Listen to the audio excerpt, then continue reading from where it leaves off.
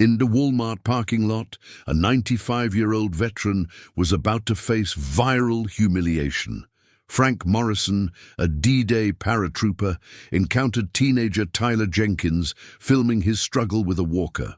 What started as cruel mockery would trigger a community transformation when paratroopers arrived to honor the hero and teach a lesson in respect. Before we jump back in, tell us where you're tuning in from, and if this story touches you, make sure you're subscribed, because tomorrow I've saved something extra special for you.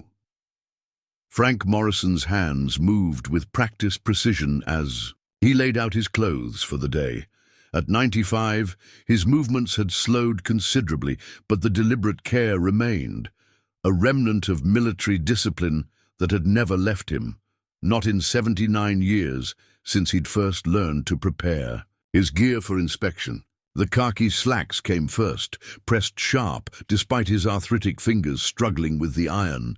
Then the navy polo shirt, one of 6 identical ones Eleanor had bought him for his birthday 3 years ago. She'd insisted the color brought out. His eyes, though those same blue eyes now needed thick glasses to make out the details of the world around him.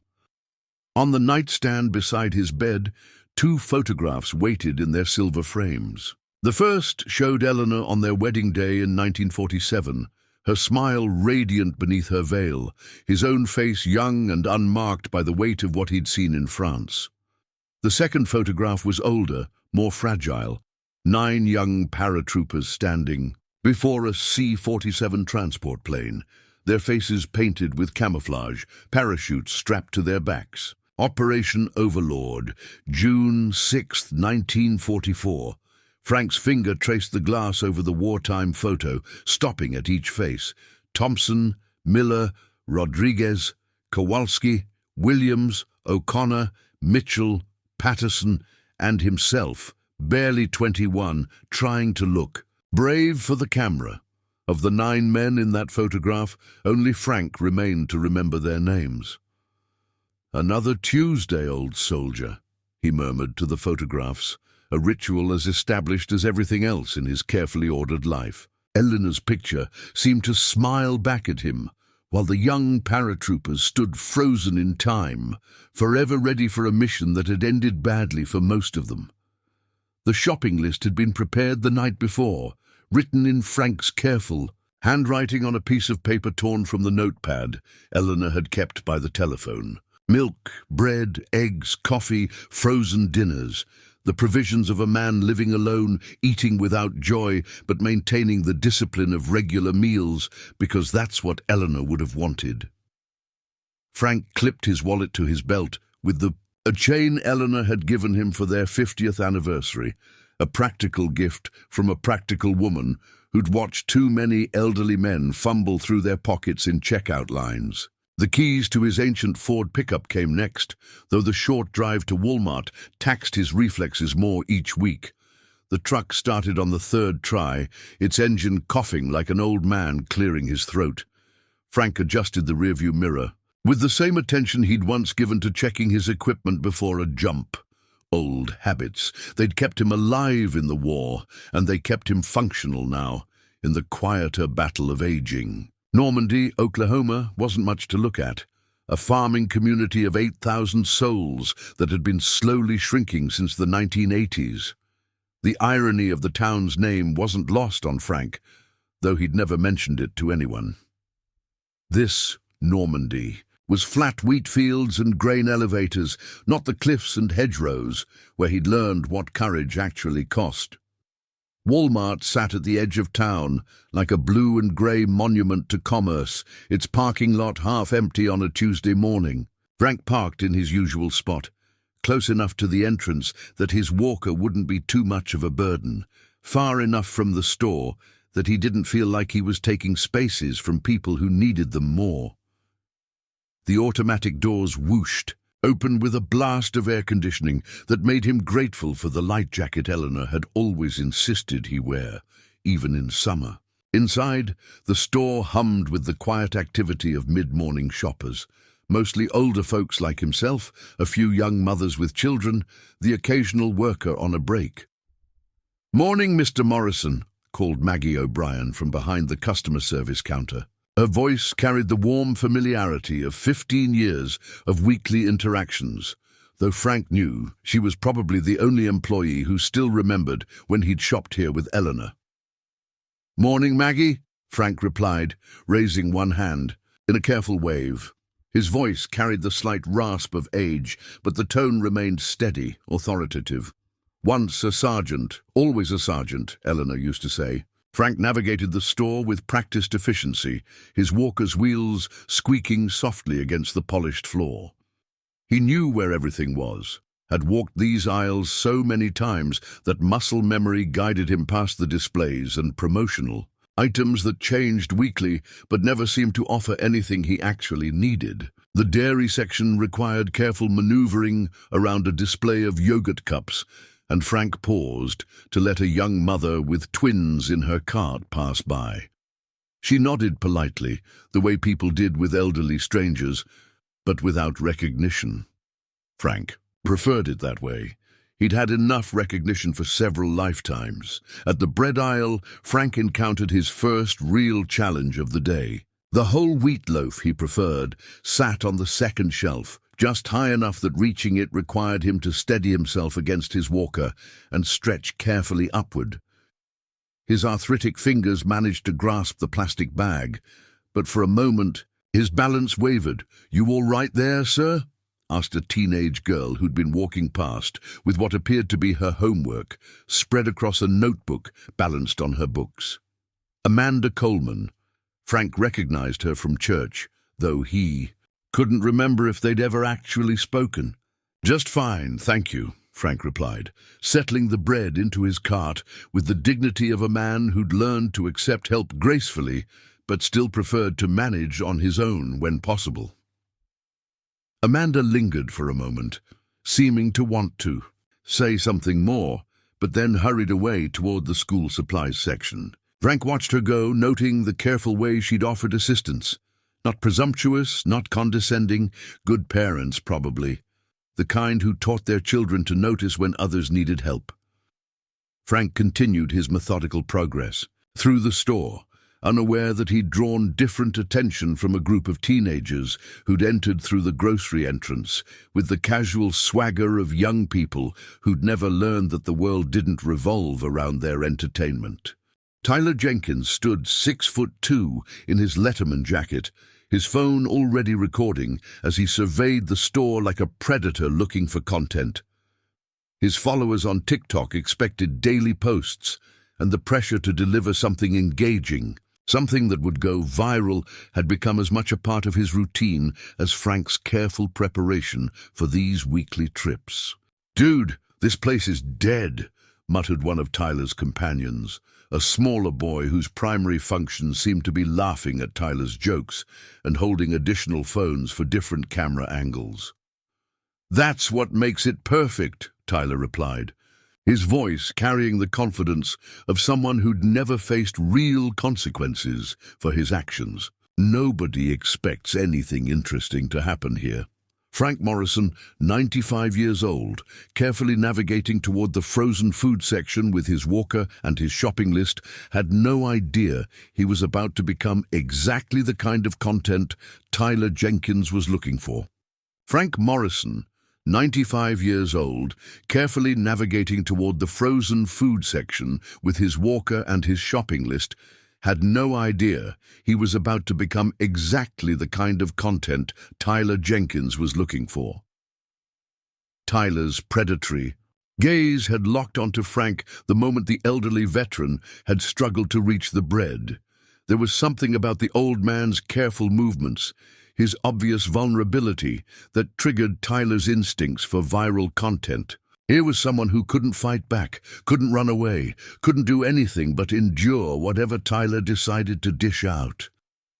"Follow my lead," Tyler whispered to his crew, already mentally crafting the caption that would accompany the video. Something about helping an old-timer, maybe with laughing emojis, to signal to his audience that the help wasn't genuine. Frank had reached the frozen food section, consulting his list with the methodical attention of a man who'd learned that preparation prevented problems. Frozen dinners weren't what Eleanor would have made. She'd cooked real meals right up until the cancer made it impossible. But they were sustenance, and sustenance was sufficient. "Excuse me, sir?" Tyler's voice carried false concern as he approached Frank from behind, his phone already recording. "You looked like you could use some help there." Frank turned carefully, his movements measured to prevent the kind of stumble that had become more common as his balance deteriorated. The young man addressing him was tall, athletic, wearing a high school letterman jacket that suggested success on the football field. But something in his eyes, a calculating gleam that Frank recognized from decades of dealing with teenagers as a teacher and coach, immediately put the old veteran on guard. "I'm managing fine, thank you," Frank replied, his voice carrying the quiet authority that had once commanded respect from high school students and paratroopers alike. But Tyler wasn't deterred.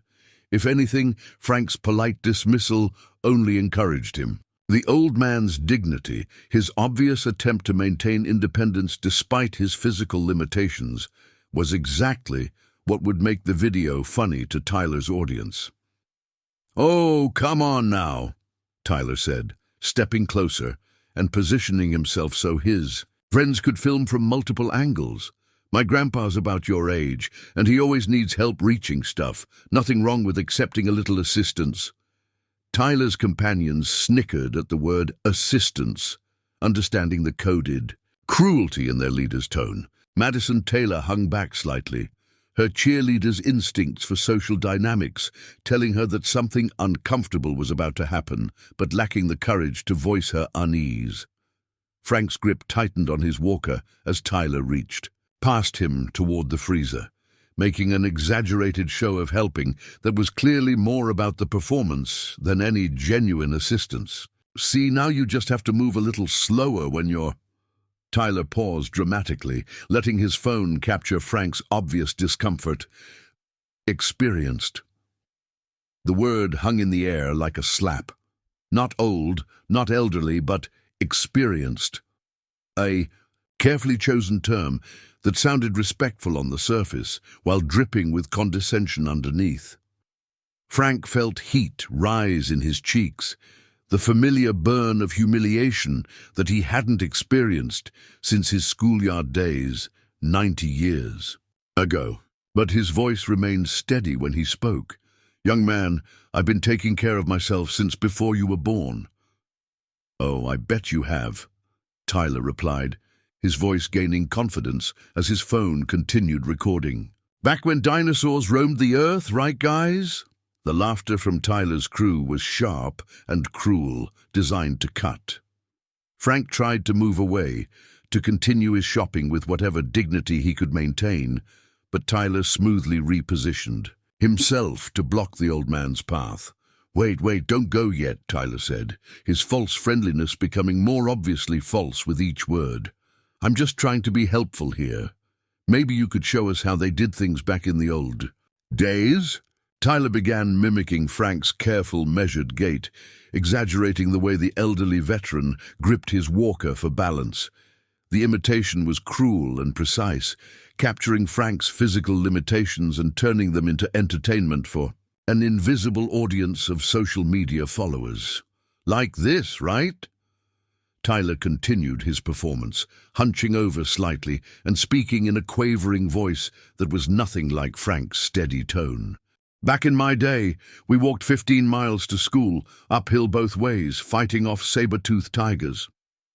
Amanda Coleman stood frozen in the school supplies aisle, her homework forgotten as she watched the harassment unfold.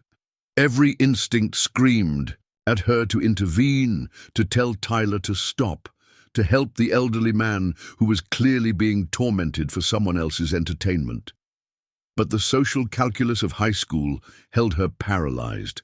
Speaking up would mean making an enemy of Tyler Jenkins, the most popular boy in school, someone whose displeasure could make her remaining 2 years a nightmare. Frank tried once more to move past Tyler, but the teenager and his friends had formed a loose circle around the old veteran, their phones capturing every angle of his distress.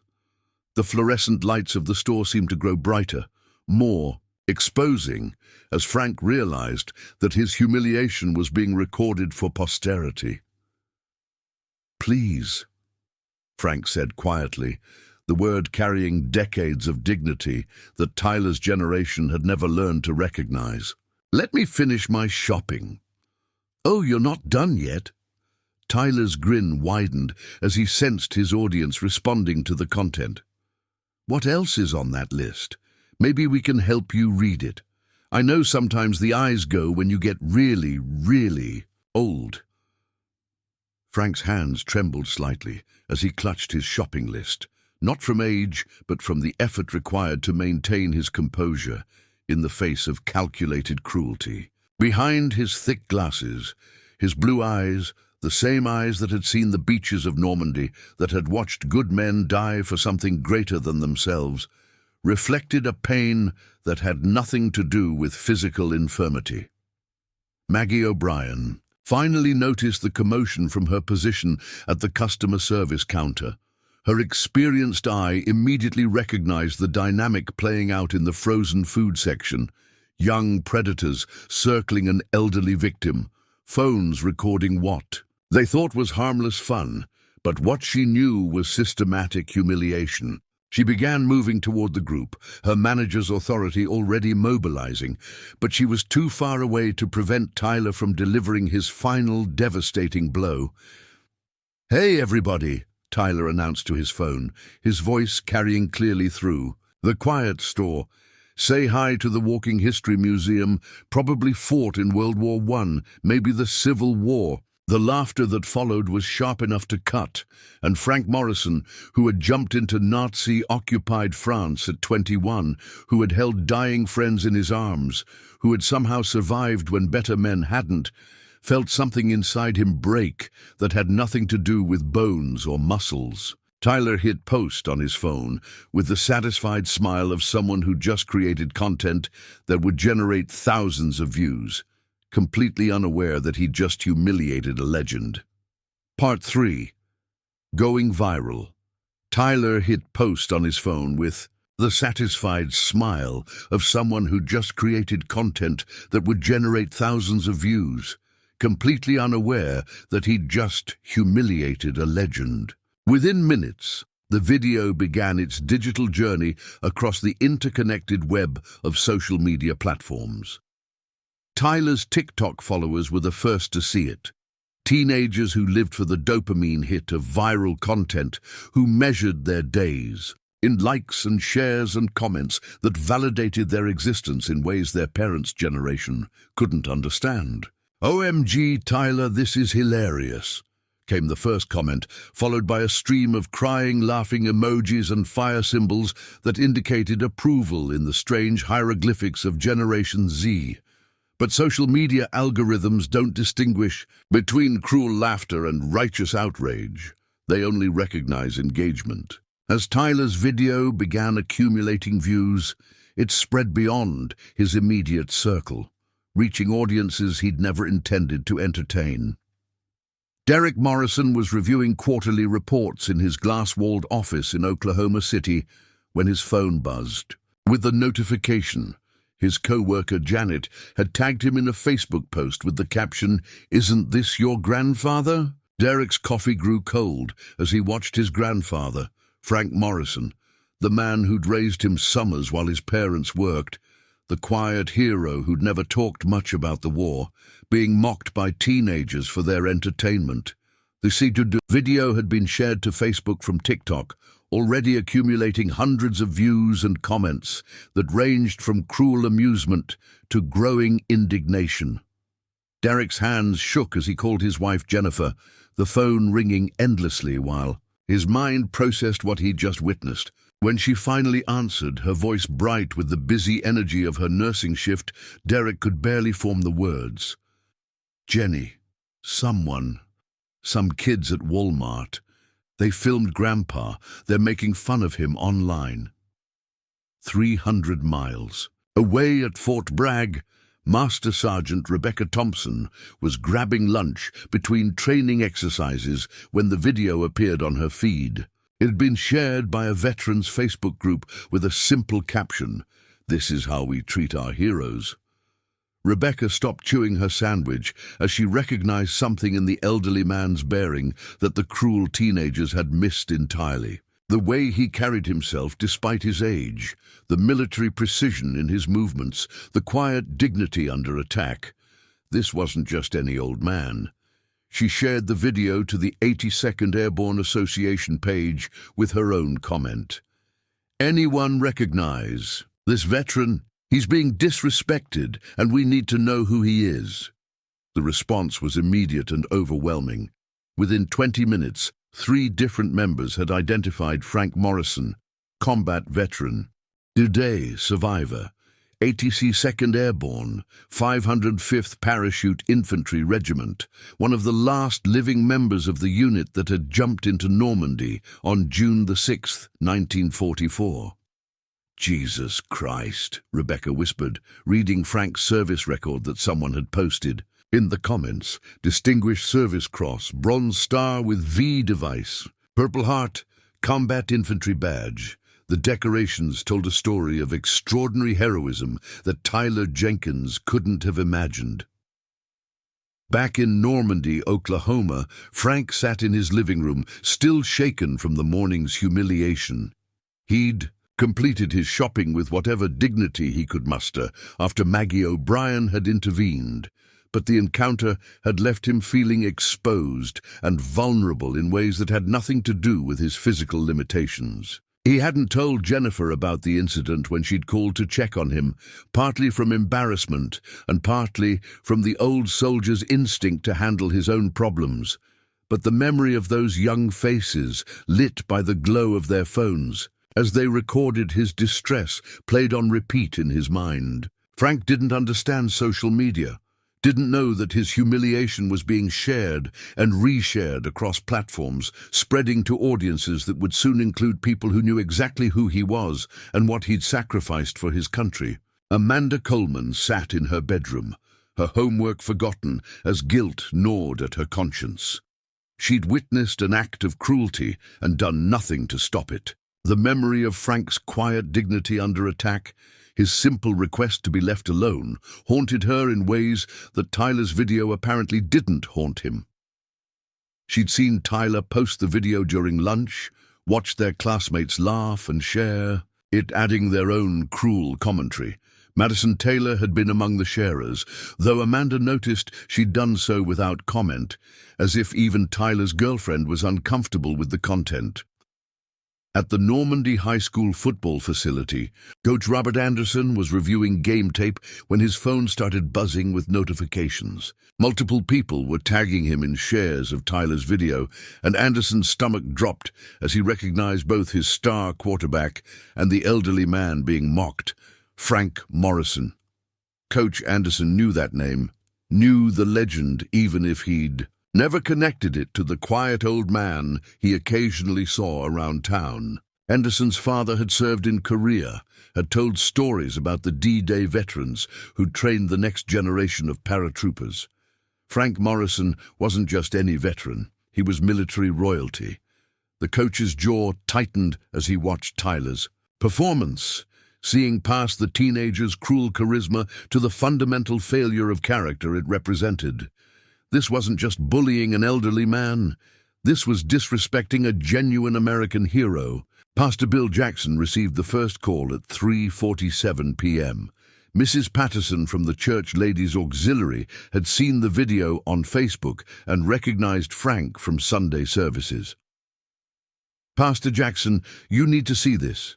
It's that sweet Mr. Morrison from the 10 o'clock service. Some teenagers are making fun of him at Walmart, and it's all over the internet." By 4:15, Pastor Jackson had received 7 more calls, each from parishioners who'd seen the video and were horrified by the treatment of a man they knew as a quiet, dignified member of their community. None of them knew about Frank's military service. The old veteran had never spoken of it, never sought recognition or special treatment, but others were learning. The video had reached military communities across the country, spreading through networks of veterans who recognized the signs of distinguished service that Tyler Jenkins had missed completely. At VFW Post 1247 in Normandy, Colonel Patricia Hayes was fielding calls from veterans as far away as California. The viral video had triggered something unprecedented, a mobilization of respect that was spreading faster than the original mockery. "Pat, this is Colonel Williams from the 82nd Association. We need to talk about Frank Morrison." Patricia pulled up the video on her computer, her face hardening as she watched a man she'd known for 15 years being humiliated for entertainment. Frank Morrison, who never talked about his service, who deflected any attempt to honor his past, who simply showed up to VFW events and quietly supported other veterans without fanfare. "How bad is it?" Patricia asked, though she could already see the answer in the comments flowing beneath the video. "Bad enough that Fort Bragg is asking questions. This man isn't just any D-Day vet, Pat. He's one of the legends. We can't let this stand." The viral video that Tyler Jenkins had created seeking 15 minutes of fame was about to generate consequences he couldn't have imagined. Frank Morrison's humiliation was spreading across the internet, but so was the growing recognition of exactly who had been humiliated. The old paratrooper who jumped into Normandy 80 years ago was about to discover that the brotherhood he'd served with had never really disbanded. It had just been waiting for the call. The old paratrooper who jumped into Normandy 80 years ago was about to discover that the brotherhood he'd served with had never really disbanded. It had just been waiting for the call. At Fort Bragg, Master Sergeant Rebecca Thompson stood before Captain James Sullivan's desk, her jaw set with the kind of determination that had made her one of the most respected NCOs in the 82nd Airborne Division. Between them lay printouts of Frank Morrison's service record, pulled from archives that most people didn't even know existed. "Sir, this isn't just any World War II veteran," Rebecca said, her voice carrying the controlled intensity of someone who'd found a cause worth fighting for. Frank Morrison jumped with the 505th PIR on D-Day, led his stick when their jumpmaster was wounded, held Hill 95 for 36 hours with 8 men against a German counterattack. His actions saved the entire battalion's advance on Sainte-Mère-Église. Captain Sullivan studied the documents, his West Point education in military history helping him understand the significance of what he was reading. The 82nd Airborne's D-Day operations were legendary, but individual stories of heroism had often been lost in the larger narrative of the invasion. Frank Morrison's name appeared in after-action reports with the kind of frequency that indicated extraordinary leadership under fire. "Distinguished Service Cross," Sullivan read aloud, noting the citation that described Frank's actions during Operation Market Garden. "Bronze Star with V device for valor at the Battle of the Bulge. Purple heart with oak leaf cluster." The captain looked up at Rebecca. "Sergeant, this man is living history." "Yes, sir, and he's being humiliated by some punk kid for social media likes." Rebecca's voice carried the barely controlled anger of a professional soldier watching. "Sacred ground being desecrated. Sir, we can't let this stand." Sullivan understood the sentiment, but his officer's training demanded careful consideration of options and consequences. "What exactly are you proposing, Sergeant Thompson?" "Honor Guard, sir. Full dress uniforms. We go to Oklahoma, and we show that old warrior the respect he's earned. We show that community what real honor looks like." Rebecca's words came faster now, her passion overriding military protocol. "Sir, my grandfather told me stories about men like Frank Morrison. They saved the world when they were barely old enough to vote. Now this one is 95 years old, shopping for groceries and getting mocked by children who've never sacrificed anything for anyone." Sullivan was quiet for a long moment, weighing military regulations against moral imperatives. Finally, he reached for his phone. "I need to make some calls." Within 2 hours, Sullivan had spoken with his commanding officer, the base chaplain, and the public affairs office. The consensus was unanimous. The 82nd Airborne had both the authority and the responsibility to honor one of their own. What had started as Rebecca Thompson's righteous anger was becoming an official military response. "We'll need volunteers," Sullivan told Rebecca as they began planning the operation. "This has to be done right. Full honors, but respectful. We're not going to Oklahoma to intimidate teenagers. We're going to show a community what one of their residents really means to American history." The call for volunteers was answered before it was fully issued. When word spread through the barracks that the division was organizing an honor guard for a D-Day veteran who'd been disrespected, paratroopers lined up to participate. Sergeant First Class David Williams, whose own grandfather had served in the Pacific, immediately requested to be included. "Sergeant Williams," Sullivan addressed the assembled volunteers, "you'll coordinate with local authorities. This needs to be a bridge-building exercise, not an invasion." "Understood, sir," Williams replied, his quiet intensity matching Rebecca's passion.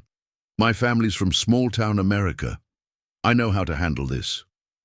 Meanwhile, in Normandy, Oklahoma, a different kind of mobilization was taking place. Colonel Patricia Hayes had convened an emergency meeting at VFW Post 1247, and the small meeting room was packed with veterans from 3 wars, their faces grim as they discussed what had happened to one of their own.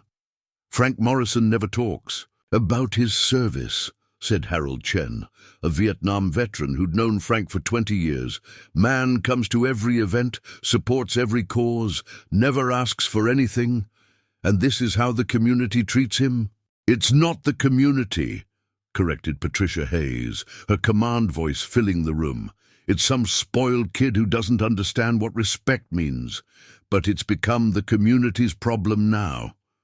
The assembled veterans began organizing their own response. Phone calls to local media, coordination with the school district, outreach to service organizations throughout the region. Frank Morrison was about to learn that his quiet service to the veteran community over the decades had earned him allies he'd never known he had. Derek Morrison sat in his car outside his grandfather's house, his hands still shaking from the phone call he'd just received from a Master Sergeant Thompson at Fort Bragg. The woman had explained with military precision that the 82nd Airborne Division was organizing an honor guard to recognize Frank Morrison's service and address the disrespect he'd suffered. "Your grandfather is a hero, Mr. Morrison," the sergeant had said. "We want to make sure he knows that. We want to make sure everyone knows that." Derek stared at the modest ranch house where his grandfather had lived for 40 years, the same house where Derek had spent summers learning to fish and throw a baseball, listening to stories that he'd thought were just family folklore. He'd never understood that the quiet man who taught him to change oil and balance a checkbook was the same Frank Morrison whose name appeared in military history books. Jennifer Morrison opened the front door before Derek could knock, her nurse's intuition reading the shock and confusion on her husband's face. "The army called," Derek said simply. "They're coming here. They're coming to honor Grandpa." Inside the house, Frank Morrison sat in his recliner, unaware that his humiliation at Walmart had triggered a response that was now moving with military precision toward his quiet Oklahoma town. He was reading the same paperback Western he'd been working through for the past week, trying to lose himself in simple stories of clear-cut heroes and obvious villains. But the real world was more complicated than any Western novel, and Frank Morrison was about to discover that sometimes heroes don't get to choose when they're called to accept the honors they've earned. The 82nd Airborne was coming to Oklahoma, and nothing in Normandy would ever be quite the same. The 82nd Airborne was coming to Oklahoma, and nothing in Normandy would ever be quite the same. The convoy rolled into Normandy at 800 hours on Thursday morning, 3 olive-drab Humvees and a transport truck moving with the measured precision that marked everything the military did. Captain Sullivan had coordinated with the county sheriff and mayor to ensure the arrival wouldn't cause panic, but nothing could have prepared the small farming community for the sight of active-duty paratroopers in full-dress uniforms deploying in their town square. Tyler Jenkins was grabbing coffee at Casey's gas station when the first Humvee rolled past, its occupants clearly visible through the windows. The teenager's stomach dropped as he recognized the distinctive patches and insignia that marked these. Soldiers as members of the 82nd Airborne Division, the same unit whose history he'd mocked without understanding in his viral video. "Dude, are those actual army guys?" asked Brandon Miller, Tyler's constant companion and camera operator, his voice carrying a nervousness that hadn't been there when they were tormenting an elderly man in Walmart. Tyler didn't answer, his mind racing through the possibilities. The video had gone viral beyond his wildest expectations, accumulating over 2 million views in less than 48 hours. But the comments had shifted dramatically from the initial cruel laughter to something darker and more critical. Veterans groups had begun sharing the video with captions that made Tyler's harassment look less like harmless fun and more like an attack on American heroism. Preparing and narrating this story took us a lot of time, so if you are enjoying it, subscribe to our channel. It means a lot to us. Now back to the story. At Normandy High School, Amanda Coleman watched through her AP history classroom window as the military vehicles established a presence in the town square. Her teacher, Mrs. Rodriguez, had stopped mid-lecture about World War II to stare at the unprecedented sight. "I wonder what they're doing here," Mrs. Rodriguez murmured, then caught herself and returned to her lesson about D-Day operations. The irony wasn't lost on Amanda, who'd spent the past 2 days consumed with guilt about failing to defend the elderly veteran who was apparently connected to this military response. Amanda raised her hand. "Mrs. Rodriguez, do you think they could be here about that video? The one with the old man at Walmart?" The teacher's expression shifted from confusion to understanding. She'd seen the video, recognized Frank Morrison from around town, and felt the same sick feeling that any decent person experienced watching cruelty presented as entertainment. "I think," Mrs. Rodriguez said carefully, "we might be about to learn something important about respect." Captain Sullivan established his command post in the Normandy Community Center, a modest building that served as the town's hub for civic activities. Sheriff Tom Watson, a veteran himself though he'd never served overseas, briefed Sullivan on the local situation with the mixture of cooperation and curiosity that marked small-town law enforcement. "Frank Morrison's lived here 40 years, Sheriff Watson explained. Keeps to himself mostly, especially since Eleanor passed. Goes to church, does his shopping, helps out at the VFW. Never causes trouble, never asks for anything." "Tell me about the kids," Sullivan requested, reviewing the incident report that Maggie O'Brien had filed after the Walmart harassment. "Tyler Jenkins is our star quarterback. Good athlete, decent. Grades, but—" Sheriff Watson paused, choosing his words carefully.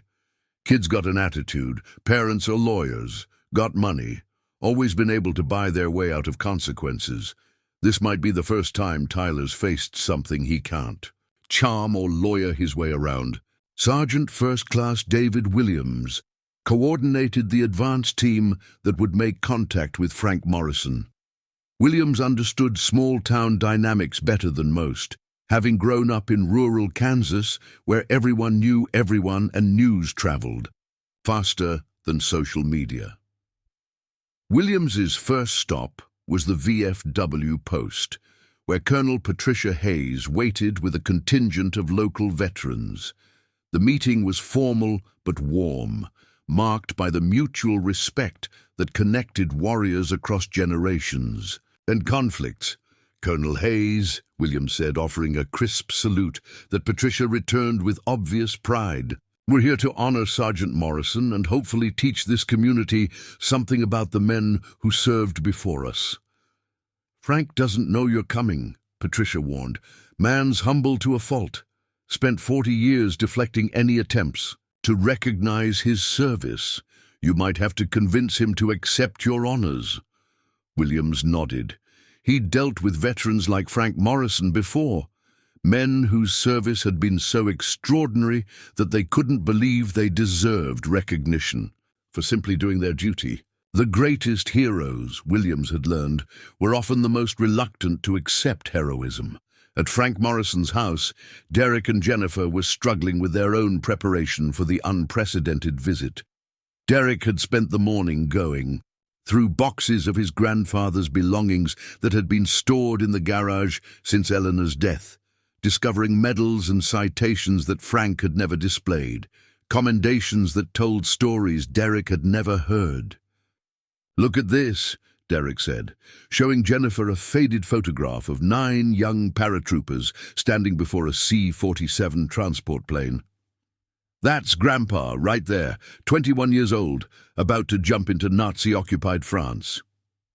Jennifer studied the photograph, recognizing Frank's eyes, even beneath the camouflage paint and the weight of impending combat. "He never told us any of this." "He told us some," Derek corrected. "We just never listened. We never asked the right questions."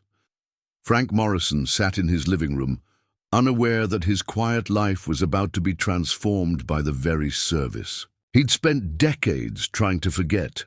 The knock on his door came at exactly 0930 hours, military precision that would have made the old paratrooper smile if he'd understood its significance.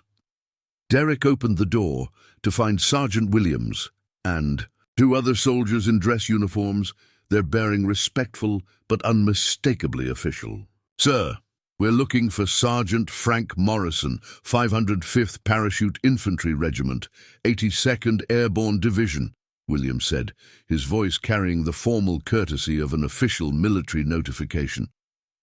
Frank appeared in the doorway behind Derek, his civilian clothes and aged frame, a stark contrast to the crisp uniforms before him.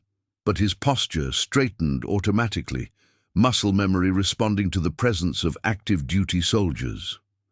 "I'm Frank Morrison," he said quietly, "though it's been a long time since anyone called me Sergeant." Williams stepped forward and rendered a perfect salute. "Sergeant Morrison, on behalf of the 82nd Airborne Division and the United States Army, we're here to ensure you receive the respect and recognition you've earned through your service to our nation." Frank Morrison, who'd jumped into darkness over Normandy 80 years ago, who'd held impossible positions against overwhelming odds, who'd carried the weight of survival for 8 decades, felt tears gather in his eyes as he understood that the brotherhood he'd served with had never really left him. The descent had begun, but this time Frank Morrison wouldn't be jumping alone. The morning sun cast long shadows across Frank Morrison's front yard as 3 military vehicles pulled up to the modest ranch house on Elm Street. Master Sergeant Rebecca Thompson stepped from the lead vehicle with the bearing of someone who carried the weight of tradition on her shoulders. Behind her, 12 paratroopers in dress blues emerged with synchronized precision, their movements sharp against the quiet suburban backdrop of Normandy, Oklahoma. Frank watched from his living room window, his weathered hands gripping the walkers, handles until his knuckles went white. In 79 years since D-Day, he had never imagined that soldiers would come to honor him. The sight of those pressed uniforms and polished boots stirred something deep in his chest, a recognition that transcended the decades between that terrified 22-year-old who jumped into darkness over France and the frail man who now struggled to navigate his own home. Derek stood beside his grandfather, his smartphone forgotten in his hand, as he watched the ceremony unfold outside. "Grandpa, I had no idea. All these years, and I never knew what you really did over there." Jennifer squeezed Frank's shoulder, gently. "He never talks about it," she said softly. "Eleanor told me once that he had nightmares for years. But he never complained, never asked for recognition. Captain James Sullivan approached the front door with measured steps, his dress, uniform immaculate in the morning light. When Frank opened the door, the young officer came to attention and rendered a perfect salute. "Mr. Morrison, I'm Captain Sullivan, 82nd Airborne Division. It's an honor to meet you, sir." Frank's hand trembled slightly as he returned the salute. Muscle memory overriding the years of civilian life. "Captain, I don't understand what this is about." "Sir, we're here because one of our own was disrespected, and that's something the 82nd Airborne doesn't tolerate." Sullivan's voice carried the weight of institutional pride. "We've come to pay our respects and ensure that your service is properly recognized." As the honor guard formed up in Frank's front yard, neighbors began emerging from their homes. Word had spread quickly through the small community, and soon a respectful crowd gathered on the sidewalk. Margaret O'Brien arrived with coffee and pastries for the soldiers, her eyes bright with unshed tears.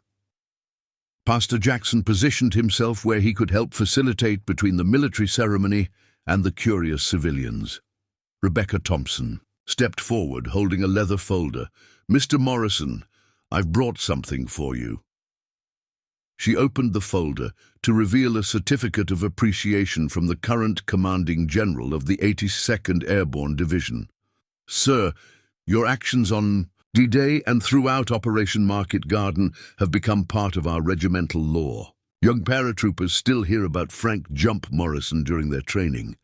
Frank's eyes widened. "Jump Morrison? Nobody's called me that in. God, must be 50 years. Sir, the story goes that you were the first man out of the stick on D-Day, and when your chute got tangled in a tree, you cut yourself down under fire and still made it to the objective ahead of schedule." Rebecca's voice grew stronger. "They say you jumped into every combat operation after that, no matter how dangerous, because you never left a mission unfinished." The crowd had grown larger, and Frank noticed Amanda Coleman standing near the back, her face flushed with shame. Madison Taylor stood beside her, having finally found the courage to distance herself from Tyler's cruelty. Both girls looked stricken as they began to understand the magnitude of what they had witnessed days earlier. Colonel Patricia Hayes arrived, in her VFW jacket, bringing with her several other local veterans who'd heard about the ceremony. "Frank," she called out, her voice thick with emotion, "we should have done this years ago. We let you fade into the background when we should have been telling your story." Derek felt the weight of his own ignorance pressing down on him. All those Sunday dinners where he'd talked about work while his grandfather sat quietly, never mentioning that he'd been a hero before Derek was even born. All those times, Jennifer had encouraged him to ask Frank about the war. But Derek had been too busy, too focused on his own concerns.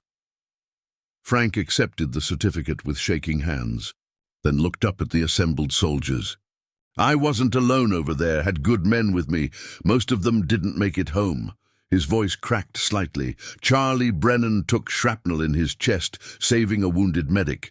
Mickey Santos held a position for 6 hours with a bullet in his leg because someone had to stop a German advance. They were the heroes, not me." Captain Sullivan stepped closer. "Sir, that's exactly what a hero would say. The men we've lost would want us to honor the ones who carried their memory home." Sergeant First Class David Williams approached with a small American flag that had been flown over Fort Bragg. "Mr. Morrison, this flag was carried by paratroopers during a training jump last week. Every man in that stick knew they were jumping in honor of the legend who came before them."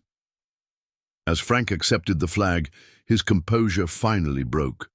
Tears rolled down his weathered cheeks as he held the symbol of everything he'd fought to protect. The crowd watched in respectful silence as this man who had carried his burdens alone for so long finally received the recognition he'd never sought, but had always deserved. Tyler Jenkins stood at the edge of the crowd, barely visible behind the gathered adults. His face was pale, his usual swagger completely absent as he watched the old man he'd mocked receive honors from active duty soldiers.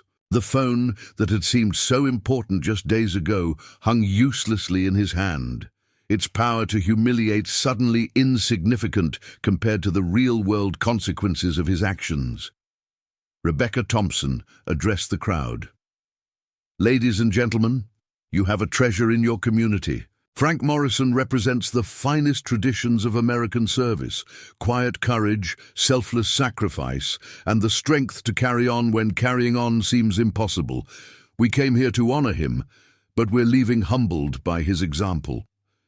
As the ceremony concluded and the honor guard prepared to depart, Frank found himself surrounded by neighbors who'd lived near him for years, but had never known his story. The isolation that had defined his life since Eleanor's death began to crack, replaced by something he hadn't felt in months, the warm recognition of being valued not just for what he'd done, but for who he'd become in the long years since the war ended.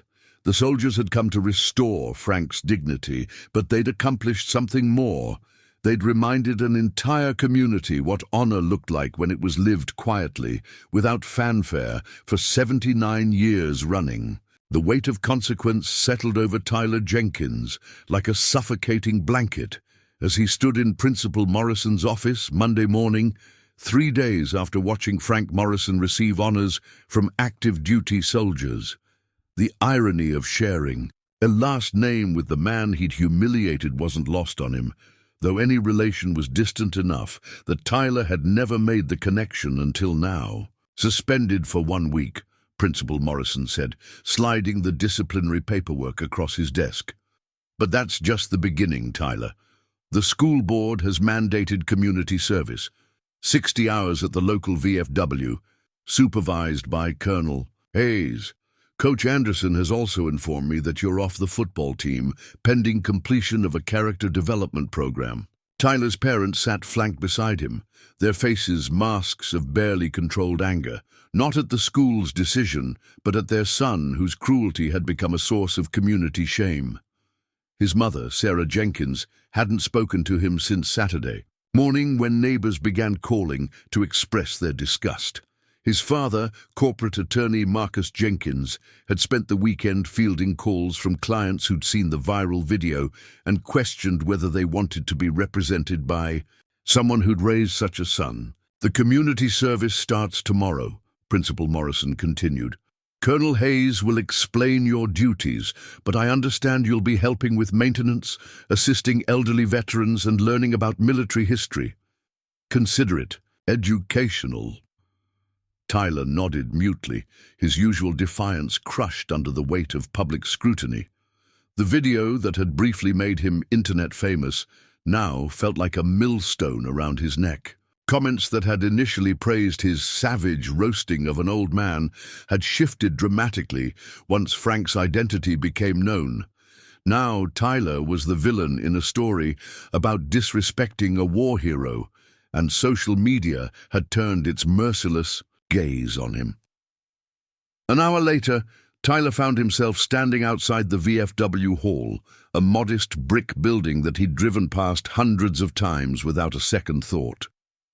Colonel Patricia Hayes emerged from the front door with the bearing of someone accustomed to command, her steel-grey hair pulled back severely and her eyes holding no trace of sympathy. "You're late," she said, checking her watch. "In the military, we consider punctuality a sign of respect for others. Since you're here to learn about respect, we'll start with being on time." Inside, the VFW hall smelled of coffee and floor, wax, its walls lined with photographs of men and women in uniforms spanning decades of service. Tyler recognized some faces from the community, but many belonged to strangers whose stories he'd never bothered to learn. At a corner table, 3 elderly veterans played cards, their conversation pausing as Tyler entered. "Gentlemen," Colonel Hayes announced, "this is Tyler Jenkins. He'll be volunteering with us for the next few weeks." The word volunteering carried a weight that made clear this wasn't Tyler's choice. "Heard about you," said one of the card Players, a man in his 70s with a Vietnam veteran cap. You're the kid who thought it was funny to mock Frank Morrison. Tyler's face burned with shame. Yes, sir. I made a mistake. Mistake? The veteran's voice sharpened. Son, a mistake is forgetting to carry the one in math class. What you did was deliberate cruelty to a man who sacrificed more for this country than you'll ever understand. Colonel Hayes intervened before the conversation could escalate. Tyler, your first task is cleaning the memorial wall. Each photograph represents someone who served their country with honor. While you work, I want you to read the plaques beneath. Each picture, learn their names, their service records, their sacrifices. As Tyler began his work with a microfiber cloth and glass cleaner, Colonel Hayes positioned herself nearby, her voice carrying the authority of someone who'd commanded respect in life-or-death situations. Frank Morrison jumped into Nazi-occupied France, knowing he might not survive the landing, she began. He was 22 years old, 5 years older than you are now. While you've been worried about social media followers, men like Frank were facing machine gun fire to preserve the freedom that allows you to post whatever thoughtless content you want. Tyler paused his cleaning, looking at a photograph of a young airborne soldier who looked impossibly young in his combat gear. I didn't know. About Mr. Morrison, I mean. I just saw an old man and thought... You thought he was entertainment. Colonel Hayes finished. You saw vulnerability and decided to exploit it for laughs. That tells me everything I need to know about your character, or lack thereof. Meanwhile, across town at Normandy High School, Frank Morrison stood before an assembly of students who fidgeted uncomfortably in their seats. Principal Morrison had invited Frank to speak about his service, but more importantly, about respect and the consequences of cruelty. The gymnasium was packed, with Tyler's absence notably felt by his friends, who now faced the reality of their association with viral infamy. Amanda Coleman sat in the front row, her eyes red from crying. She'd spent the weekend replaying the Walmart incident, tormented by her failure to intervene when she knew Tyler's behavior was wrong. Beside her, Madison Taylor struggled with her own complicity, realizing that her relationship with Tyler had been built on admiration for his social media success, rather than any genuine respect for his character. Frank's voice, though weakened by age, carried clearly through the gymnasium's sound system. I didn't come here to lecture you about war or sacrifice. I came to talk about choices. Every day you choose how to treat the people around you. You choose whether to build others up or tear them down. You choose whether to stand up for what's right or stay silent when witnessing cruelty. He paused, his eyes finding Amanda in the crowd. Some of you witnessed what happened to me at Walmart. I don't blame you for not intervening. Courage isn't something you can demand from others, but I hope you'll remember that your silence is also a choice, and it has consequences for people who need your voice. After the assembly, Amanda approached Frank with tears streaming down her face. Mr. Morrison, I'm so sorry. I saw what Tyler was doing and I knew it was wrong, but I was scared. I was more worried about being popular than being decent. Frank's weathered hand gently patted her shoulder. Amanda, recognizing your mistake is the first step toward becoming the person you want to be. The courage to do right comes with practice. You start with small acts of kindness and work your way up to bigger stands. Back at the VFW, Tyler continued his work under Colonel Hayes' watchful supervision. Each photograph he cleaned revealed another story of service, sacrifice, and honor. Gradually, the weight of what he'd done began to truly settle in. He hadn't just mocked an old man struggling with mobility. He'd attacked a symbol of everything these veterans had fought to protect. Colonel Hayes, Tyler said quietly, pausing in front of a photograph of Frank Morrison in his World War II uniform. How do I make this right? How do I apologize for something this terrible? Colonel Hayes studied him for a long moment. looking for signs of genuine remorse rather than mere regret at being caught. You start by understanding that some damage can't be undone, Tyler. Frank Morrison will carry the memory of your cruelty for the rest of his life, but you can choose to become someone who would never again target the vulnerable for entertainment. The question is whether you have the character to do the hard work that real change requires. As the day ended, Tyler walked home through streets where neighbors now knew his face as the teenager who'd mocked a war hero.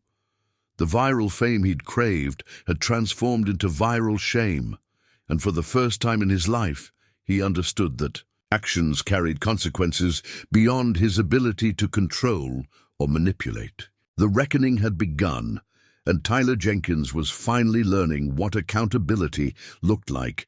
3 weeks into his community service at the VFW, Tyler Jenkins found himself arriving 30 minutes early each morning, not because Colonel Hayes demanded it, but because he'd discovered something unexpected in the stories of the men and women whose photographs lined the memorial wall. What had begun as punishment was transforming into education he'd never received in any classroom. "Morning, Tyler," called Walter Kowalski, the Vietnam veteran who'd initially greeted him with suspicion. Now, 3 weeks later, Walter saved him a cup of coffee and a seat at the corner table, where the old-timers gathered to share memories the textbooks had never captured. "Morning, Mr. Kowalski," Tyler replied, accepting the coffee with genuine gratitude. The bitter brew had become part of his routine, along with listening to stories that made his previous understanding of courage seem shallow and manufactured. Colonel Hayes watched this daily ritual with cautious optimism. She'd seen plenty of teenagers complete court-ordered community service with resentful compliance, but Tyler was different. He asked questions. He remembered details. Most importantly, he'd stopped checking his phone every few minutes, his attention focused entirely on the veterans who'd taken him under their collective wing. "Today, we're going to the nursing home," Colonel Hayes announced. "Several of our members are there now, and they enjoy visitors. Frank Morrison specifically asked if you'd like to meet some of his friends from different conflicts." Tyler's stomach tightened at the mention of Frank's name. Though he'd been working at the VFW for weeks, he hadn't yet faced the man he'd humiliated. The encounter felt inevitable, but Tyler wasn't sure he was ready for it. At Sunset Manor, Frank Morrison sat in the common room with 3 other residents, their wheelchairs arranged in a circle around a coffee table laden with photo albums and handwritten letters. Despite being the oldest among them, Frank possessed a clarity and presence that drew people naturally to his stories. "Tyler," Frank said as Colonel Hayes approached with the young man in tow, "Patricia tells me you've been learning about military service. I'd like you to meet some friends of mine." The introductions were gentle but meaningful. Harold Chen had served in Korea, earning a Purple Heart when shrapnel from a mortar round left him partially paralyzed. Maria Santos had been an army nurse in Vietnam, tending to wounded soldiers in field hospitals under constant threat of attack. Robert Duke Washington had served 3 tours in Iraq as a combat engineer, defusing roadside bombs that claimed too many of his friends. "We've been sharing stories about coming home," Frank explained, "about how different the welcome was for each generation of veterans and how we learned to carry our experiences." Tyler settled into a chair across from the group, his usual confidence replaced by respectful attention. Over the past weeks, he'd learned that these conversations required him to listen more than speak, to absorb rather than perform. Harold Chen opened a photo album to reveal pictures of young soldiers in an unforgiving Korean landscape. "I was 19 when I got hit," he said matter-of-factly. "Spent 2 years learning to walk again, then came home to a country that barely acknowledged we'd been fighting. No parades, no ceremonies. We were called the Forgotten War veterans." Maria Santos nodded knowingly. "Vietnam was worse. We came home to protesters calling us baby killers. I spent 30 years as a nurse after the war, trying to heal people, but some folks always saw me as a symbol of something they hated. Tyler found himself leaning forward, drawn into stories that made his own problems seem insignificant. How did you handle it? The unfairness of it all? Duke Washington, the youngest of the group at 58, answered first. You learn that serving wasn't about getting recognition. We served because someone had to. The country we came back to wasn't perfect, but it was still worth protecting. Frank's voice carried the weight of nearly 8 decades of reflection. Tyler, every generation faces the choice between bitterness and grace. You can spend your life angry about how people treat you, or you can focus on how you treat others. Eleanor used to say that character isn't what you do when people are watching. It's what you do when no one would ever know the difference. As the afternoon progressed, Amanda Coleman arrived with several other students from the newly formed Veterans Appreciation Club she'd started at Normandy High School. The club had grown from 12 members to over 40 in just 3 weeks, driven by students who'd been shaken by Frank's assembly speech and wanted to learn more about military service. Mr. Morrison, Amanda said, approaching with a carefully prepared presentation folder. We've been researching D-Day for our first project. We wanted to ask you about Operation Neptune, specifically the airborne assault that preceded the beach landings. Frank's eyes brightened with surprise and pleasure. For years, people had thanked him for his service with polite but generic appreciation. These students had taken time to understand the specifics of what he'd experienced, showing respect through education rather than empty platitudes. Operation Neptune, Frank repeated, settling back in his chair. Not many people know that name. The paratroopers dropped behind enemy lines to secure key objectives before the beach assault began. We had to hold bridges, capture artillery positions, and create chaos in German communications. Tyler listened with growing fascination as Frank described the complexity of the D-Day operation.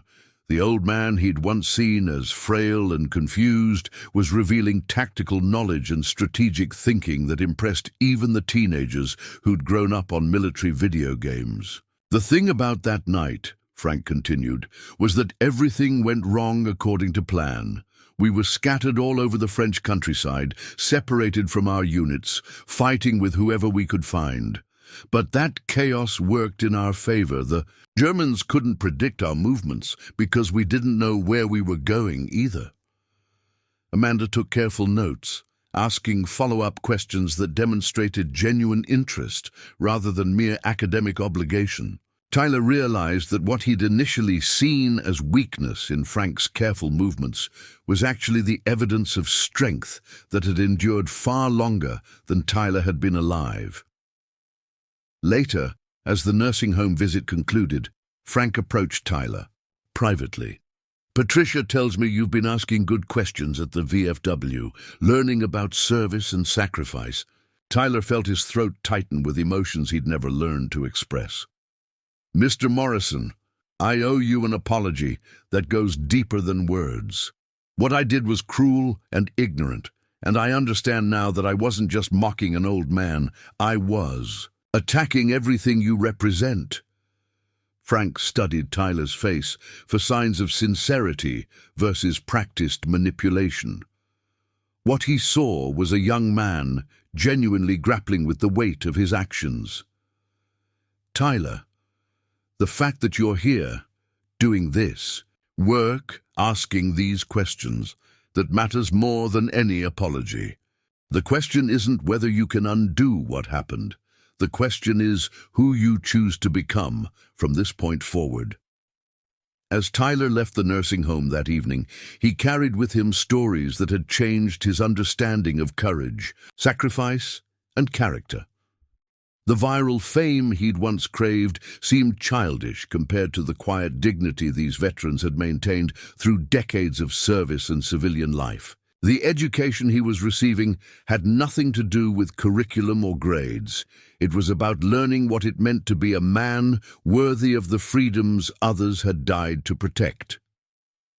6 months after the Walmart incident that had shattered and rebuilt so many lives, Normandy, Oklahoma, had become a different place. The change wasn't immediately visible to casual visitors. The same grain elevators rose from the prairie horizon. The same Main Street businesses served coffee and conversation to farmers and townspeople.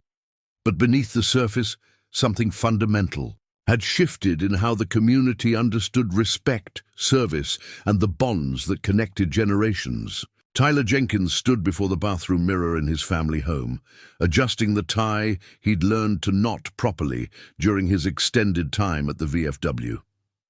6 months ago, he would have been getting ready for a Friday night party, his phone buzzing, with social media notifications and plans designed around capturing content rather than creating meaning.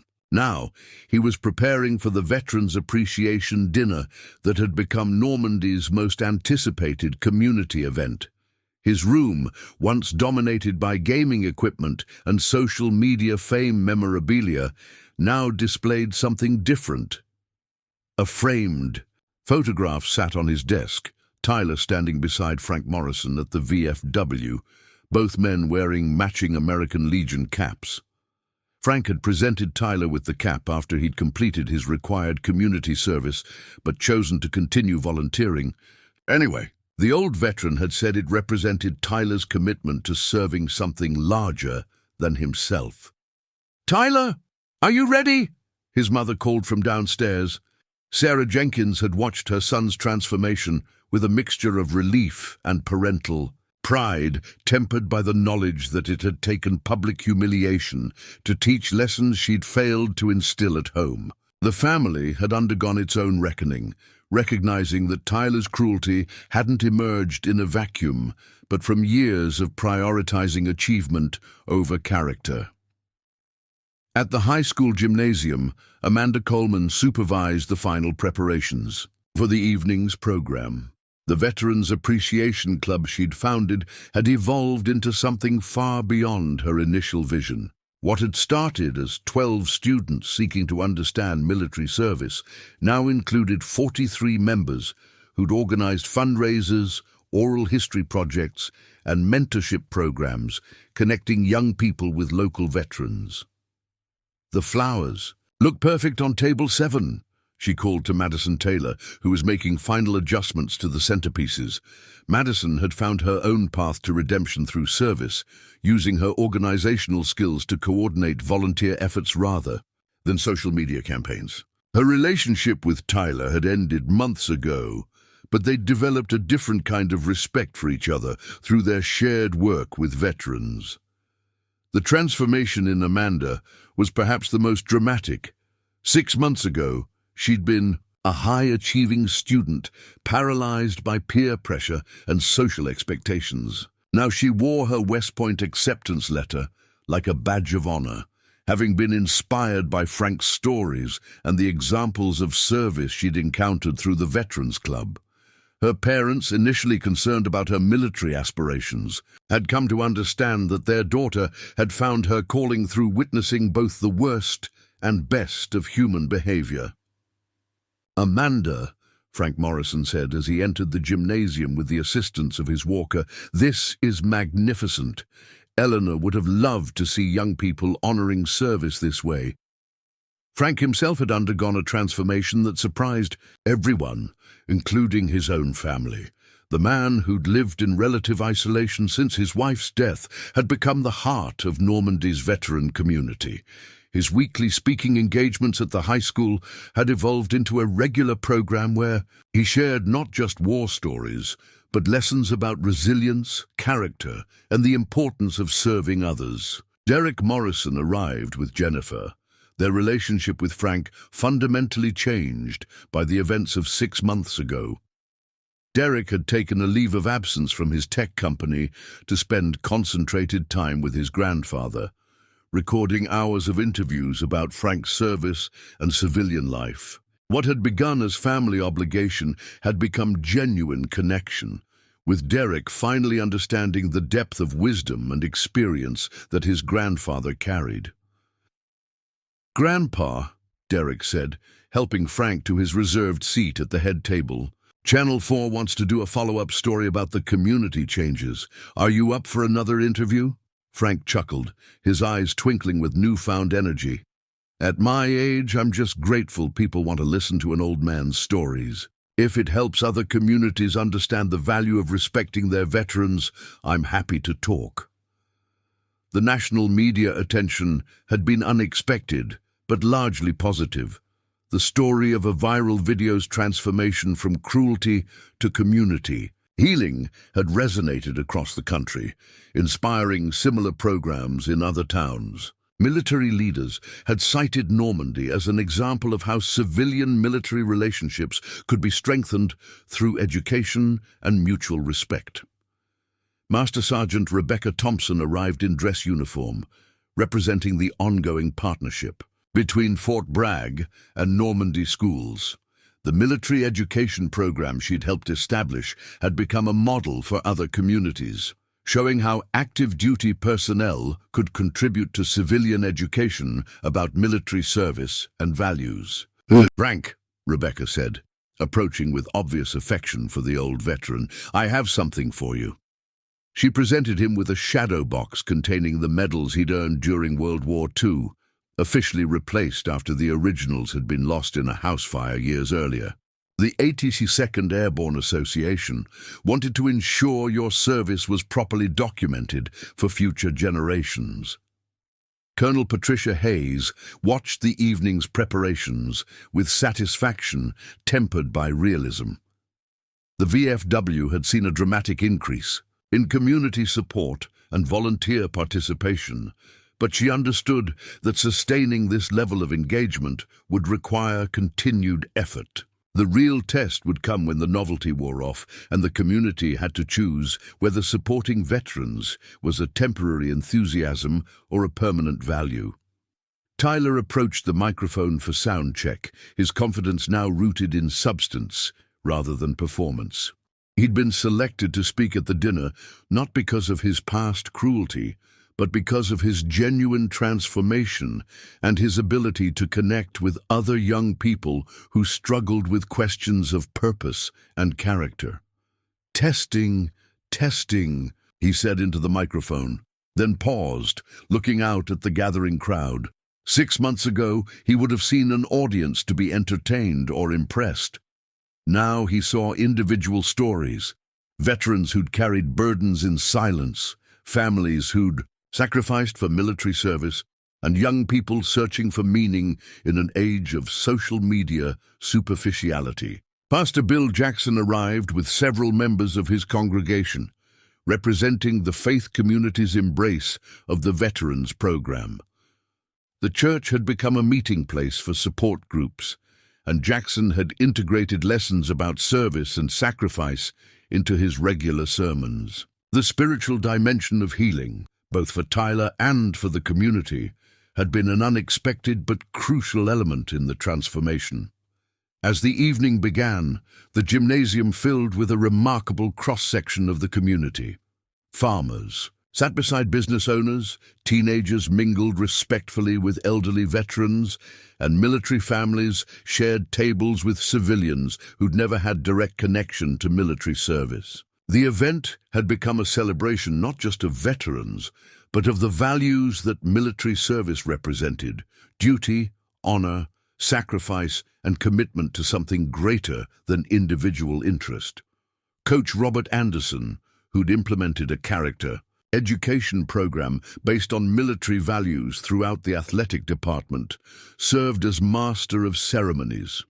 His football team had initially struggled with Tyler's suspension and the attention surrounding the incident, but they'd ultimately embraced the opportunity to learn about leadership through service rather than dominance. Ladies and gentlemen, Coach Anderson announced, 6 months ago our community faced a moment of reckoning. We learned that one act of cruelty could expose weakness in our values, but we also discovered that the response to cruelty could strengthen those same values beyond what we'd imagined possible. The evening's program included presentations from the Veterans Club, musical performances by the high school choir singing military hymns, and speeches from veterans representing different conflicts and eras of service. But the centerpiece was a dialogue between Frank Morrison and Tyler Jenkins, a conversation that had been developing for months as both men learned from each other.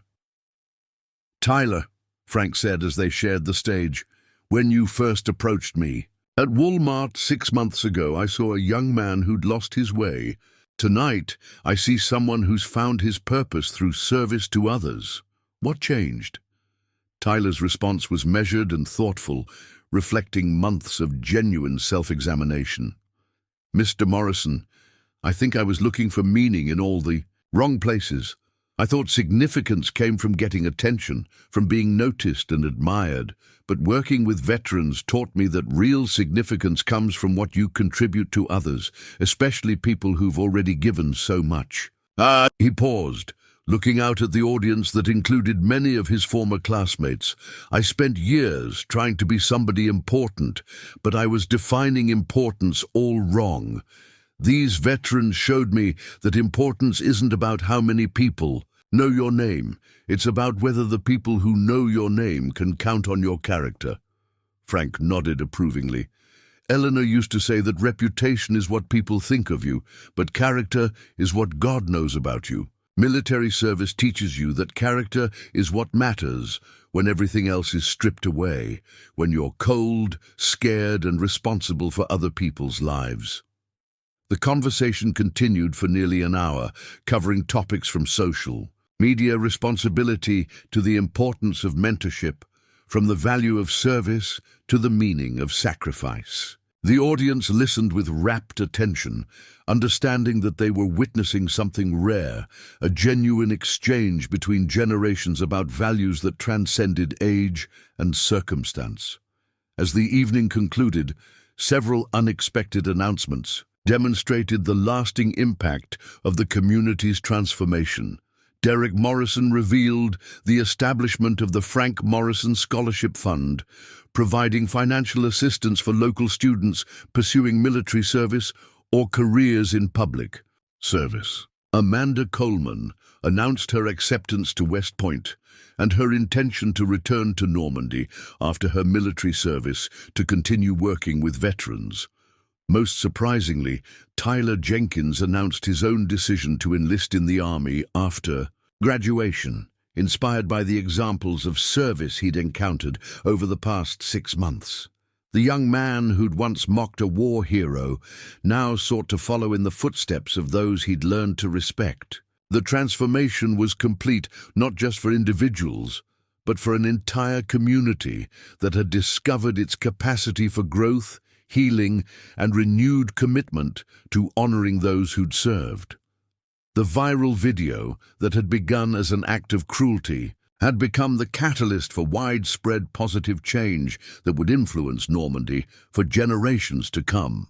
As the evening ended and the gymnasium slowly emptied, Frank Morrison sat quietly in his chair, surrounded by the warmth of community appreciation and the knowledge that his story, both the painful parts and the redemptive ones, had served a purpose beyond his own life. The legacy he would leave wasn't just his D-Day heroics, but his role in teaching an entire town about the transformative power of forgiveness, education, and mutual respect. The transformation was real, lasting, and profound. A community had learned that true honor came not from avoiding difficult conversations about respect and character, but from embracing the opportunity to grow stronger through addressing their failures with courage and commitment to positive change. 1 year to the day after Tyler Jenkins had filmed his cruel video at Walmart, the town of Normandy, Oklahoma, gathered for something unprecedented in its 127-year history. The first annual Respect and Service Day had transformed from a simple commemoration into a regional celebration that drew visitors from across the Midwest, military delegations from 5 states, and media coverage that would broadcast the story of redemption to millions. Frank Morrison sat in a place of honor on the newly constructed Veterans Memorial Stage, built in the town square with donations that had poured in from across the nation. At 96, he looked remarkably vital, his bearing still reflecting the soldier he'd been 8 decades earlier. The past year of community engagement and purpose had breathed new life into him, giving him reason to wake each morning with anticipation rather than resignation. "Eleanor," he whispered to the small photograph he kept in his shirt pocket, "you should see what's happened to our little town. You always said that good could come from the hardest moments if we had the courage to let it." Governor Patricia Wells approached the podium to begin the ceremony, flanked by military honor guards from Fort Bragg and representatives from veteran organizations across Oklahoma. The state's chief executive had traveled to Normandy specifically to present Frank with the Oklahoma Medal of Honor for Distinguished Service, the state's highest civilian recognition. "Citizens of Normandy and visitors from across our great state," Governor Wells began, her voice carrying across the packed town square through speakers that reached the overflow crowd, extending 2 blocks in every direction. "We gather today, not to commemorate an incident of cruelty, but to celebrate the transformation that followed. We're here to honor what happens when a community chooses growth over grievance, education over anger, and service over self-interest." Tyler Jenkins stood among the crowd, wearing the dress blue uniform of an Army private first class. He'd enlisted 8 months earlier, immediately after graduating high school, and was currently on leave from basic training at Fort Benning. The transformation in his bearing was complete, shoulders back, eyes focused, every movement reflecting the discipline and purpose he'd discovered through his journey, from cruel teenager to committed soldier. His parents, Sarah and Marcus Jenkins, watched their son with a mixture of pride and humility that had taken months to develop. The family had undergone extensive counseling, recognizing that Tyler's behavior hadn't emerged in isolation, but from years of prioritizing image over substance, achievement over character. Marcus had reduced his caseload to spend more time with his family, while Sarah had become an advocate for character education in schools throughout the region. "When we look at Private Jenkins today," Governor Wells continued, gesturing toward Tyler, "we see the power of accountability coupled with opportunity for redemption. This young man chose to face his mistakes rather than hide from them, to learn from his victims rather than dismiss them, and to serve others rather than serve only himself." Amanda Coleman, now a cadet at West Point, had returned for the ceremony. In her gray dress uniform, her transformation from conflicted teenager to confident military leader had inspired dozens of other young women in the region to consider military service. She would speak later in the program about the importance of moral courage and the responsibility to intervene when witnessing injustice. "The ripple effects of this story extend far beyond our state," Governor Wells said, reading from Prepared. Remarks that had been carefully crafted to honor all involved while acknowledging the broader lessons. Schools across America are implementing character education programs based on the Normandy model. Military bases are establishing community partnership programs inspired by Fort Bragg's relationship with this town. Most importantly, countless individuals have been inspired to examine their own behavior and choose service over selfishness. Derek Morrison sat with his wife Jennifer and their 2 young children, who'd been too small to understand the original incident, but had grown up hearing stories about their great-grandfather's heroism and wisdom. Derek had completed his oral history project with Frank, resulting in a book titled Jump Morrison, a Paratrooper's Century, that had become a bestseller and was being adapted for film by a major Hollywood studio. The book's success had been unexpected, but Derek recognized that Frank's story resonated because it represented something rare in modern America: quiet heroism lived consistently over decades. Frank had never sought recognition for his D-Day service, his teaching career, his community involvement, or his patient dignity in the face of age and loss. He'd simply lived by principles that many people admired but few embodied with such consistency. Master Sergeant Rebecca Thompson, now promoted to Sergeant Major, represented the ongoing partnership between Fort Bragg and civilian communities throughout the region. The military education program she'd helped establish in Normandy had been replicated in over 40 communities, creating lasting bonds between active duty personnel and civilian populations. Frank Morrison represents something essential in American character, Sergeant Major Thompson said as she took the podium. He embodies the quiet strength that built this nation, men and women who served when called, sacrificed without complaint, and carried their burdens with dignity. But more than that, he shows us how wisdom and grace can transform even the most painful experiences into opportunities for growth and healing. Colonel Patricia Hayes, now retired and serving as the Regional Director of Veteran Services, had watched the VFW membership triple over the past year. More importantly, the average age of members had dropped significantly as younger veterans found purpose in connecting with their predecessors and sharing their own experiences of service. The VFW has become a place where all generations of veterans can learn from each other, Hayes said during her portion of the program. Frank Morrison taught us that the bonds forged in military service transcend conflicts, decades, and individual differences. Whether you served in World War II, Korea, Vietnam, Iraq, or Afghanistan, you share a common understanding of duty, honor, and sacrifice. Pastor Bill Jackson offered an invocation that drew connections between spiritual growth and community, healing, emphasizing themes of forgiveness, redemption, and the possibility of transformation through service to others. The faith community's response to the original incident had been crucial in creating space for both accountability and grace, allowing Tyler to face consequences while providing support for his genuine efforts to change. The ceremony's centerpiece was Frank Morrison's acceptance speech for the state's highest honor. As he approached the podium with careful but determined steps, the crowd fell silent in recognition of the moment's significance. This man who'd once been mocked for his frailty was now being celebrated by thousands for his strength of character.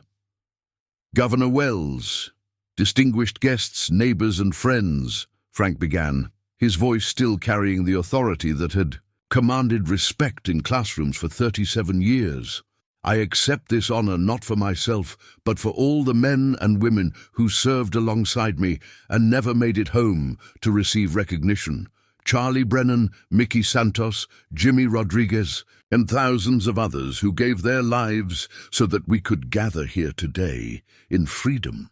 He paused, looking out at the sea of faces that included multiple generations, united by shared values rather than divided by age differences. A year ago, I was a lonely old man struggling to find purpose after losing my beloved Eleanor. I thought my story was ending, that I had nothing left to contribute. I was wrong. Tyler's eyes filled with tears as Frank continued, understanding that his own transformation had been intertwined with Frank's renewal of purpose. The old veteran had found new life through teaching and mentoring, while Tyler had discovered meaning through service and humility. This past year has taught me that our stories never really end, Frank said, his voice growing stronger. They just change chapters. The chapter that began with cruelty and humiliation became a story of education and growth. The chapter that started with viral mockery became a testament to the power of community healing. And the chapter that seemed to be about an old man's weakness became a celebration of intergenerational strength. The crowd erupted in sustained applause as Frank held up the medal he'd just received, but his next words brought even deeper quiet as people strained to hear every syllable. I want to share something that Eleanor told me during her final days in the hospital, Frank said, his voice thick with emotion. She said, "Frank, God doesn't waste our pain. Every hurt can become a healing if we're brave enough to share our stories and wise enough to learn from our mistakes. He looked directly at Tyler, who stood at attention among his fellow service members. Tyler Jenkins taught me that redemption is possible at any age, for any mistake, if we're willing to do the hard work of genuine change. And I hope I've taught him that service to others is the highest calling we can answer, whether we're 20 years old or 96. As Frank concluded his remarks, several surprise announcements demonstrated the lasting impact of the past year's transformation. The Normandy Veterans Education Center would be built with federal funding, creating a permanent facility for community programs. The Frank Morrison Leadership Academy would provide character education training for schools nationwide. Most significantly, the Tyler Jenkins Foundation for Youth Service would offer scholarships for young people committed to military or community service. Tyler stepped forward to announce his own contribution to the day's significance. Mr. Morrison, 1 year ago, I was the worst version of myself, cruel, thoughtless, and concerned only with my own image. You and this community taught me that my life could have meaning through service to others rather than service to myself. He paused, his voice strengthening with conviction.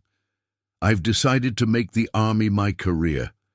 After completing my initial enlistment, I plan to attend officer candidate school and eventually join the 82nd Airborne Division, following in the footsteps of the man I once mocked but now consider my greatest teacher. The crowd's response was thunderous, but Frank's reaction was more meaningful than any applause. The old veteran rose from his chair and walked slowly toward Tyler, extending his hand in a gesture that represented complete forgiveness and full acceptance. As the ceremony concluded with a 21-gun salute performed by the Fort Bragg Honor Guard, the assembled crowd began to disperse slowly, reluctant to end a day that had celebrated the best of American values. Veterans from multiple conflicts shared stories with young people eager to learn about service. Families took photographs beside the new memorial. Community leaders discussed plans for expanding the programs that had made Normandy a model for the nation. Frank Morrison remained on the stage long after the formal program ended, surrounded by admirers, but focused primarily on his conversation with Tyler. The two men, separated by nearly 8 decades but united by shared understanding of service and sacrifice, represented the best possible outcome of what had begun as the worst kind of human behavior. Mr. Morrison, Tyler said as the crowd thinned around them, I know I can never completely undo the pain I caused you, but I promise that I'll spend the rest of my life trying to honor the lessons you've taught me about character, service, and forgiveness. Frank's response carried the wisdom of nearly a century of living through triumph and tragedy, war and peace, loss and renewal. Tyler, the beauty of redemption is that it doesn't require perfection. It only requires commitment. You've committed to becoming a man of character, and that commitment will serve you well whether you're leading soldiers in combat or teaching children in classrooms or simply being a good neighbor in whatever community you call home. As the sun set over Normandy, Oklahoma on this first annual Respect and Service Day, the legacy being created was clear.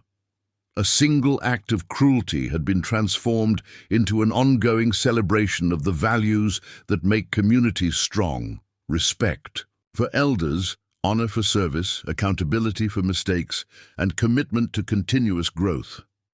The viral video that had once brought shame to Normandy was now part of a story that brought inspiration to millions.